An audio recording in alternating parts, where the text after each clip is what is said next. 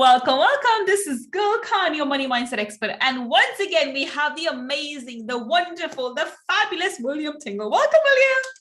Welcome. Hey, great to see you. It's lovely to have you back. We had such a fantastic time on Friday Feature. We had to have you back because you're so amazing. Yep. All right, William, everyone's heard your intro. Tell everybody in your own words what it is that you do. I'm a real estate investor, coach, and a trainer. I buy houses and teach other people how to do the same thing. Fabulous. And that is really, really amazing, because today's topic is something that I'm really excited to talk about, which is leave your jobs in 12 months. So if you're one of those listeners who is currently in the transition period or still working, so we have a way for you to leave your job in 12 months and to create $500,000 or pound actually income per year within 36 months. Now, that's quite a big claim, William. Are you sure we can be able to teach our people how to do this in the next half hour or so? Well, we're going to be able to give them the concept and make them understand exactly how it works. It's not super complicated. A lot of people hear that and they go, oh, how does that work? But it's really pretty simple. It really is. All right, so let's get started. So tell us, how does one do that?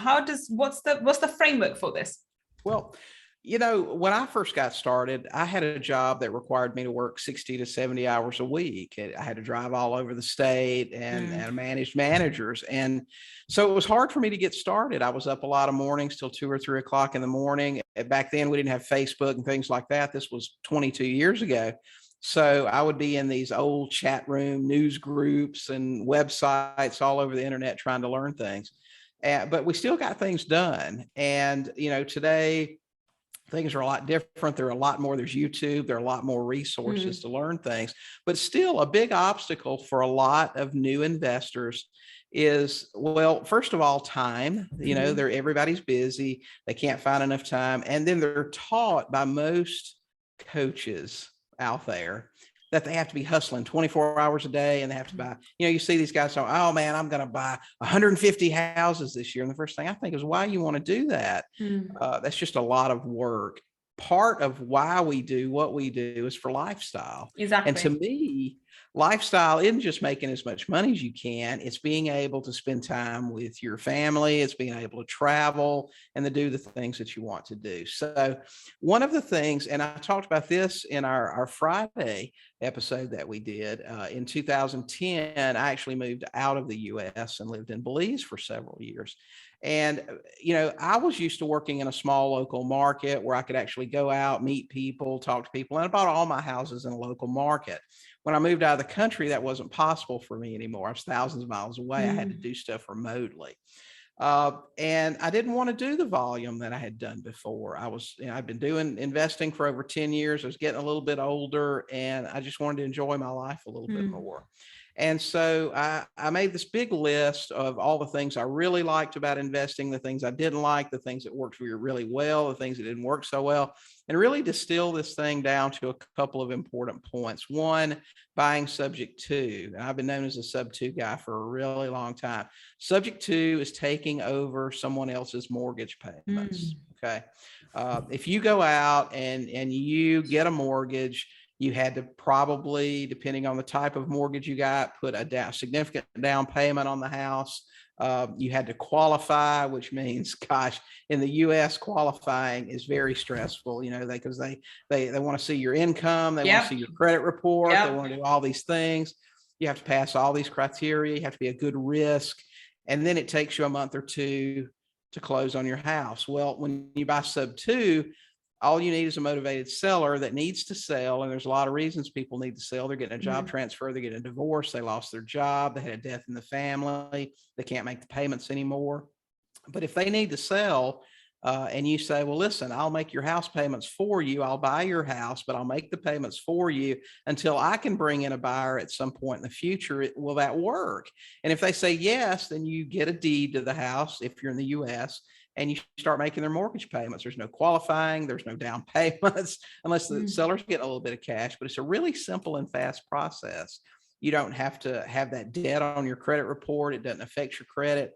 And we've literally bought, I don't know, gosh, I guess we're upwards of 600 houses that way now. So that's key, buying houses subject to, and then selling them with seller financing. We don't do rentals anymore. We don't do lease options anymore. We actually sell to someone with seller financing, someone that wants to own this home and will refinance when their credit's repaired or when their job's more established a few years down the road. So that's what we started doing. Now, when I put all the numbers together and started looking at this thing, I said, I can buy one house per month. Okay, just one house per month if I follow this certain avatar. And really the way it works, and just keeping it very simple, the way we do it, we'll take over debt on a house that doesn't need very much, if any, work. So we won't have much money in it. We'll sell it with seller financing with between 8 to 10% down from our buyer. Most of that money just goes in our pocket. And then we set their payment where we'll have somewhere between $300 and $500 a month in cash flow. Now, if you do the math on that and you buy one per month for 12 months, you're looking at making about $250,000 your first year between down payments and cash flow. And I don't know many people that can't live on $250,000 a year. Okay. No, me neither. Tough, okay. But you can actually do it. And this process, what happens is over the course of 36 months, your first buyers start refinancing and cashing you out. And guess what happens then? Then there's a back end payday on that as well. The difference between what you owe on the underlying financing and what your buyer still owes you. So all of a sudden now you've got another large chunk payday.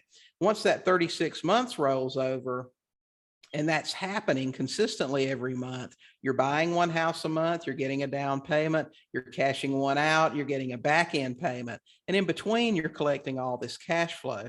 And on a typical, lower end home here in the US now of, about $250,000, because the median price on a home in the US right now is close to 400. So a $250,000 house, you're looking at an income, if you've bought 12 per year for 36 months, your income for between your cash flow, your down payments, and your back end payments will be about $660,000 a year. So wow, that's pretty significant. And that's sustainable as long as you buy a house every month and you cash one out every month. And a key component to that is working with these people ongoing to repair their credit, to establish their job, to stay employed, and then to get refinanced. So that's what we push them to do. Okay, so I'm still not clear that are you selling to the same people you bought the house from, or you selling to someone else? Not at all. We have buyers. It's really easy to sell a house, especially in this market. Everybody's out there, inventory's low, they're all looking for a house. And you'd be surprised at the number of people, and entrepreneurs may understand this, when you're first getting established, you don't have that provable job income. Or maybe you've just changed jobs and you've only been on the job for a year. Or maybe you had a medical bankruptcy last year that trashed your credit, or a divorce. Over 50% of the people that get married in the United States get a divorce. So it's common, and those things damage credit. So maybe they can't qualify with a bank, but a surprising number of people have 8 to 10% to put down on a house. Self-employed people and that sort of thing. Maybe they don't claim all their income, so on paper they don't look so great. They have the money to put down on a house. So no, we don't sell to the people that we buy from. They go on about their life, whatever they're doing. But if you list a house for sale and you're offering terms, you'll sell it. So, I mean, it has never been an issue getting it sold.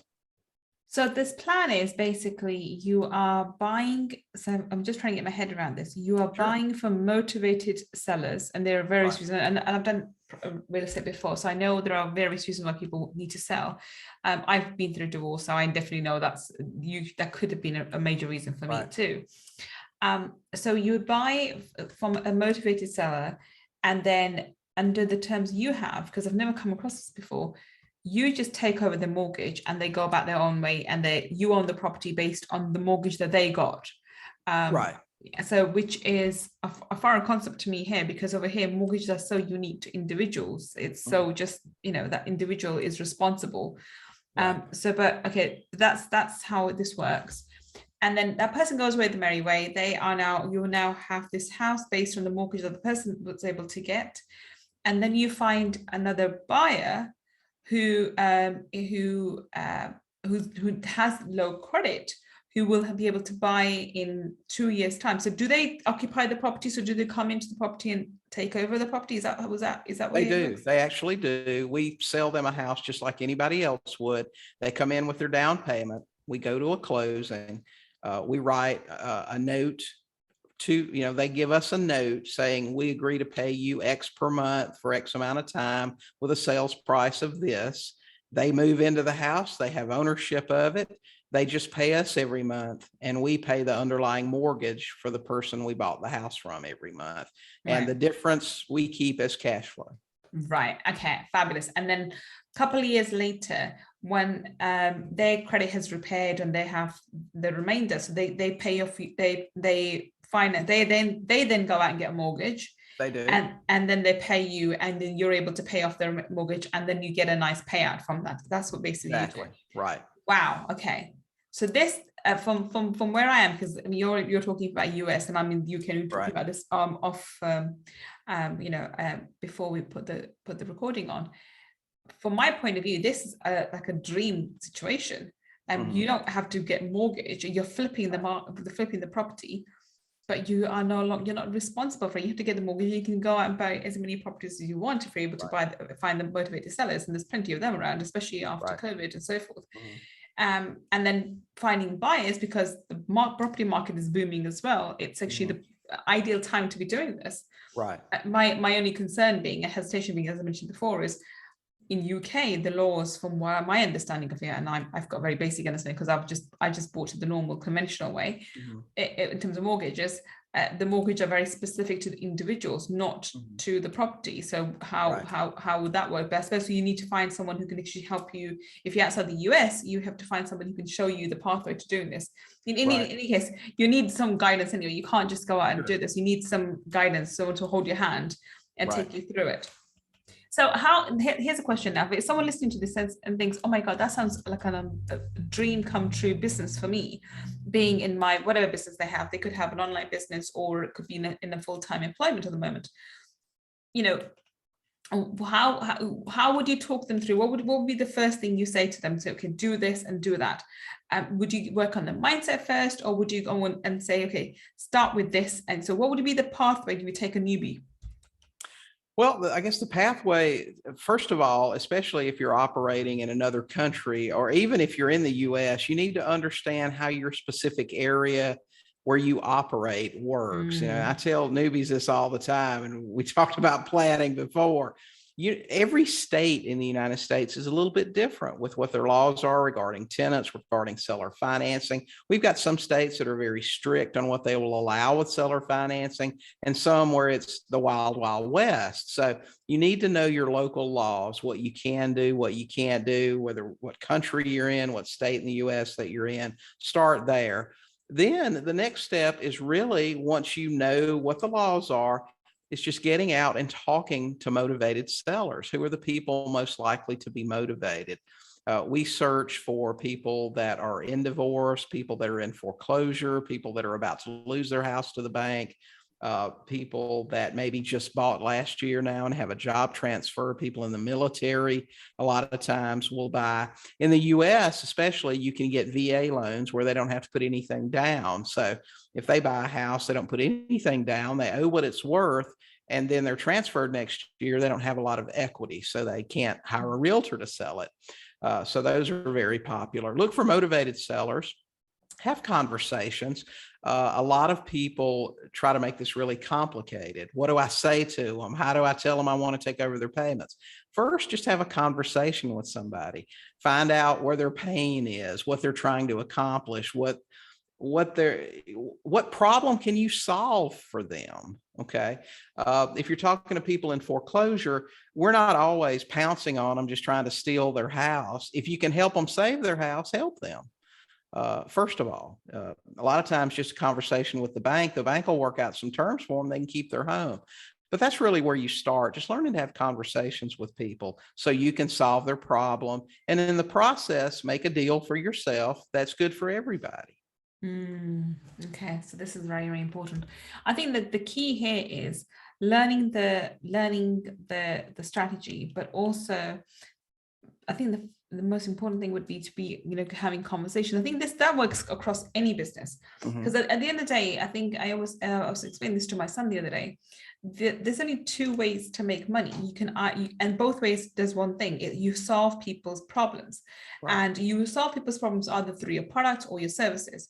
And in this situation, you are solving someone's problem. You're not just going out there to make money for yourself, but if you look at it this way, you are helping someone who's in a stuck situation, for whatever reason, needs to sell quickly, but it's now stuck in a mortgage, which if they default on, will cause them to go bankrupt or at least have bad credit. If you can save someone from that issue, then you are helping them. You are helping find someone, a solution to their problem. Right. And in the process, you're able to make money for yourself, and you're also providing a home to someone who would not otherwise be able to buy it for whatever bureaucracy, right, or whatever reasons that the banks have and the checks and whatever else. But you're able to help one person sell the property and somebody else buy property and be the in between for the 2 years interim, and you profit from the process. Right. I think this is a great situation. It's a great way. You're helping both people, and you're profiting too. So that would be a great way to make a lot of money. Oh yeah, I totally agree. It's done properly, it's an excellent scenario for everybody involved. And you really, buying one house a month is really, if you've got your systems in place and you're doing everything as you should, it's really pretty effortless to get out there and do that just once a month. So here's the question now: how much time would something like this require? Like I said, if you've got systems in place, you've got lead generation things going, whether that's doing mailings or having leads coming in, cold callers, you've got all those things in place, you can literally do this with maybe 20 hours a month. So anybody can find 20 hours a month, even if you have a full-time job. And I'm assuming that if someone comes to work with you, you show them the systems, you help them to implement these systems into their life so they're able to create this kind of side hustle, so to speak. Right. We sure do. We've got a couple of coaching programs where we just step people through. We've had several students come through knowing nothing about how anything works and collect 5-figure paydays in the first 60 or 90 days. Oh, wow. That's amazing. Fantastic. So tell us, William, what kind of mindset should these people be coming to you with? I mean, imagine these newbies, what kind of mindset did these people have who were able to make these 5-figure paydays in, first 60 to 90 days? Well, the first thing that they need to understand is that real estate isn't about get rich quick. Yeah. You're not there's not a push button automated anything. Okay. It takes effort. There's a lot of effort on your part. You have to be willing to work. You have to be willing to talk to people. And secondly, you can't think about it all being about you. First and foremost, like we just talked about here, and you mentioned, you have to be there. You have to offer some value in the situation. Just because somebody's in a bad situation doesn't mean you come up there, oh, I see you're in foreclosure. Can I buy your house from you? And just take your house. You have to find out, what's going on. How can I help you? Okay. And then offer a solution that works for them. And that solution is different for different people. Maybe one person in this particular house doesn't even have the money for a rental truck to move their stuff, or doesn't have the money for, their first month in an apartment. Maybe that's what you provide for them, the money to get established in a new apartment or a new place. And then you can take over the payments on their house. There may be, some money that you put out on that, depending on their situation. I always tell all of my students to first approach people in those situations with a heart to help. How can I help you? That's when you find out what they need. That's when you're able to make a deal that works for everybody. So the first things that you need to know are that it's not get rich quick. It is going to take some work and effort, and you need to approach people trying to help them first. Then think about how you can make a deal that will help them and still be profitable for you. Wonderful. I think that's the great mindset to have. It's approaching every business opportunity from the angle, how can I help people? How can I help someone? And how can I provide a solution to someone's problems? And obviously the side effect of that is you get paid. Of course, you're here to make, obviously we're all here to get paid. So you get paid in the process, but the payment, the money isn't the motivating factor. The motivating factor is how can I help this individual who's in this difficult situation? I think that has a complete different energy towards in the whole situation compared to when you're going, okay, how can I profit from this? You're in a bad situation. How can I profit from it? I think that's a different mindset completely. Right. Well, investors as a group have a bad reputation, at least in the US they do, that they're predatory, that they're trying to steal houses. And sure, we want to make a good deal. But when the 12 house blueprint, you don't have to steal a house. You can buy a house with very low equity. Any house with less than 10% equity is considered no equity because the cost to sell traditionally with a realtor, closing cost, fees, excess payments while you're waiting can be 10%. So if I've got a $250,000 house that has a debt still on it of $225,000, that's considered no equity. But I can buy that house and make an easy $50,000 or $60,000 on it over 36 months between cash flow, down payment, and back end payments. So we don't have to buy a house for 50 cents on the dollar to make money. It can be very close to fully leveraged. Awesome. Fantastic. So now on that note, we're going to wrap up. I think this is a fabulous strategy. And I'm sure this is what you teach to your students who come to you for coaching programs, I believe. Is that right? Correct.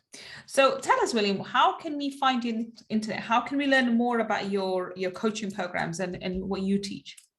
Well, we've got two different coaching programs. We've got our premium coaching program, which is sub 2 max. You can go to SUB2max.com.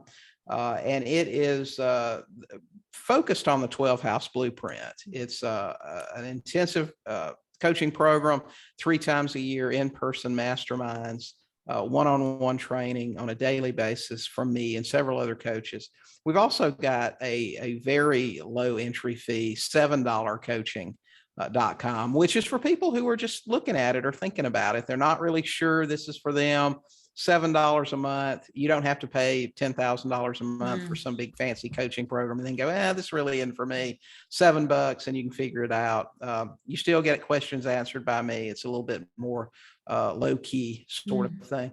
And you can check us out on YouTube. We've got a pretty active YouTube channel, Sub 2 Deals. But yeah, the coaching program, we have a lot of successful people, a great group of people in there, just some real sharing people. It's an easy group. Wonderful. Now, if you are listening to us on the podcast, remember the links that William has just mentioned will be in the show notes. And if you're watching us on YouTube, then down below in the description section, once again, we'll have his links there. Go check him out. I'm really, really interested. This is the first time I've ever heard about sub 2 deals. And I've been in the real estate market for quite some time. I thought I pretty much knew everything, but I didn't, as I realized the first time I've heard about sub 2 deals, and I'm really, really intrigued and really, really interested in myself. I highly suggest you go check him out, especially if in the US.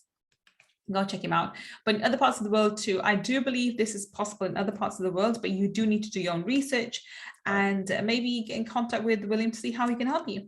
Well, thank you so much, William, for being such an amazing guest. I think we need to have you back again to pick your brains again about such a this. I've never heard of this before, and it's really intrigued me. Thank you so much. Well, thanks so much for having me. I've had a great time. Fantastic. And thank you for listening to me and William too on Money Talkies. I will be back with another amazing guest, another Money Talkies segment on picking their brains and finding out how you and I can build a better business. Until the next time we meet, this is Gull signing off. Take care and bye for now.